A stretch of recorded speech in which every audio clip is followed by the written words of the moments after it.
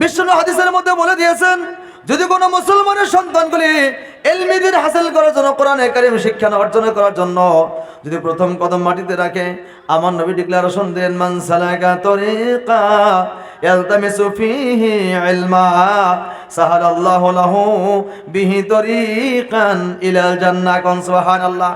আমার সবচেয়ে আপনারা ভালো করে শুনবেন, ওই ছোট বাচ্চাগুলি যখন মুক্তর মধ্যে যায়, সিনার মধ্যে ছোট্ট একটা আম্মা পড়া সেবারা কায়দা নিয়ে যখন মুক্তবের দিকে যায়, আমার আল্লাহ জানে ওই বাচ্চাগুলি আমার দিন শিক্ষার জন্য যাইতেছে, আমার কোরআনে কারীম শিক্ষার জন্য যাইতেছে। কোন সুবহানাল্লাহ। নবী বললেন, মুসলমান ওই বাচ্চাগুলি যখন প্রথম কদম মাটিতে রাখলো, আর বাবা মা বড় মায়া করে মহব্বত করে ভালোবেসে ওই বাচ্চাগুলিকে মুক্তবের দিকে পাঠাইলো, আমার আল্লাহ ওই বাচ্চা যখন মুক্তবের মধ্যে যায়, আউযু বিল্লাহি মিনাশ শাইতানির রাজিম পড়বে গো, আউযু বিল্লাহ পড়ার সাথে সাথে আমার আল্লাহ বড় খুশি হয়ে যায়।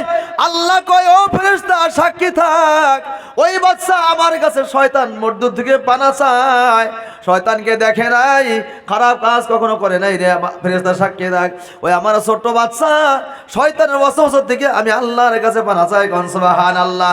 বাচ্চাকে তো পানা দিলাম, বাচ্চার বাপ মা যারা মহব্বত করে বাচ্চাকে মুক্তবের মধ্যে পাঠিয়ে দিয়েছে গো, আমি আল্লাহ বাচ্চার বাপ মার জীবনের সমস্ত গুনাহগুলি মাফ করে দিলাম। কোন সুবহানাল্লাহ। আমার বাবা খেয়াল রাখবেন, ওই বাচ্চা যখন মুক্তবের মধ্যে যায় বিসমিল্লাহির রহমানির রহিম বলে পড়া শুরু করে, আমার আল্লাহ বড় খুশি হয়। ফেরেশতাকে কয়, ও ফেরেশতা সাক্ষী থাকো, আমার বাচ্চা পৃথিবীর কোন মানুষের নামে কোরআন পড়ে না, কিতাব পড়ে না, সূরা পড়ে না, আমি আল্লাহর নামে প্রথম কায়দাটা শুরু করলো। কোন সুবহানাল্লাহ। কুল্লু আমরিন জিবালিন লাম ইয়াবদু বিসমিল্লাহ ওয়াক্তা। বিশ্বনবী হাদিসের মধ্যে বলে দিয়েছেন, ও মুসলমান, যে কোনো কাজ শুরু করার আগে যদি বিসমিল্লাহ না বলো, ওই কাজটা অসম্পূর্ণ করে দেই। কথা ঠিক না ঠিক?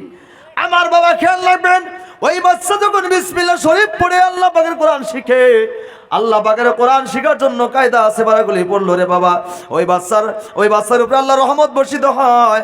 একদিন দুই দিন করে করে বাচ্চা যখন কোরআনে কারীম শিক্ষা অর্জন করলো রে বাবা, কোরআন যখন শিখতে পারলো, ওই বাচ্চা আস্তে আস্তে মাদ্রাসার মধ্যে ঢুকিয়া 30 পারা কোরআন হাফেজ হয়ে গেল। কোন সুবহানাল্লাহ। 30 পারা কোরআনের হাফেজ হয়ে গেল। প্রথম মুক্তবে পাঠাইলেন, মুক্তবে যাওয়ার পরে ওই বাচ্চা আস্তে আস্তে মাদ্রাসার মধ্যে গিয়া 30 পারা কোরআনের হাফেজ হয়ে গেল। কোন সুবহানাল্লাহ। ঠিক না ঠিক? আমার বাবা খেয়াল রাখেন, আপনি মরে গেছেন, আপনি ইন্তেকাল হয়ে কবরে চলে গেছেন, আমার বাবা হয়তো এমন হতে পারে জীবনে অনেক গুনাহ করেছি, যে এই গুনার কারণে কবরের মধ্যে আযাব হওয়ার সম্ভাবনা আছে কি নেই বাবা? ওই মানুষটা মারা গেছে, ওই মানুষটার কবরে ভীষণ আযাব শুরু হয়ে গেছে বাবা, খেয়াল রাখবেন। এবার আমার আল্লাহ পাক রব্বুল আলামিন বলেছেন, সালাসু দাওয়াতুম মুস্তাজাবাতুল লা শাক্কা ফিহি, দাওয়াতুল মাজলুমে, দাওয়াতুল মুসাফিরে, দাওয়াতুল ওয়ালিদি আলা ওয়ালাদিহি। কোন সুবহানাল্লাহ। আমার নবী বলল, মুসলমান, 3টা ব্যক্তির দোয়া আমি আল্লাহ কখনো ঘুরাই না। 1 নম্বর ব্যক্তির দোয়া হলো, মুসলিম ব্যক্তি যখন আমার কাছে দোয়া করে ওই দোয়া কবুল হয়ে যায়। 2 নম্বর, যখন মুসাফির ব্যক্তি আমি আল্লাহর কাছে দোয়া করে সেই দোয়াটাও কবুল হয়ে যায়। 3 নম্বর ব্যক্তি হলো, কোন ছেলে মেয়ে যদি বাপ মার জন্য দোয়া করে সেই দোয়াটা আল্লাহর কাছে কবুল হয়ে যায়। কোন সুবহানাল্লাহ।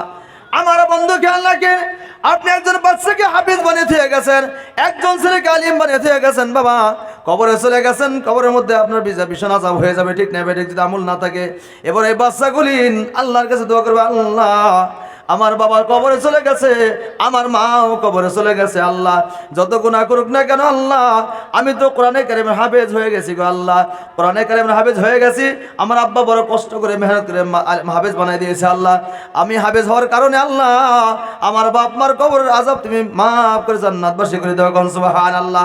আমার নবী ডিক্লারেশন করে দিয়েছেন, যদি কোনো ছেলে মেয়ে বাপ মার জন্য দোয়া করে, ওই দোয়ার মধ্যে কোনো পর্দা থাকে না। কথা ঠিক না ঠিক?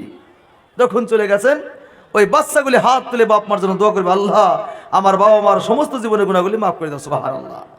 আমার বাবা খেয়াল রাখবেন, একজন বাচ্চা যখন বাপ মার জন্য হাত তুলে দোয়া করে, আমার আল্লাহ বড় খুশি হয়ে যায়।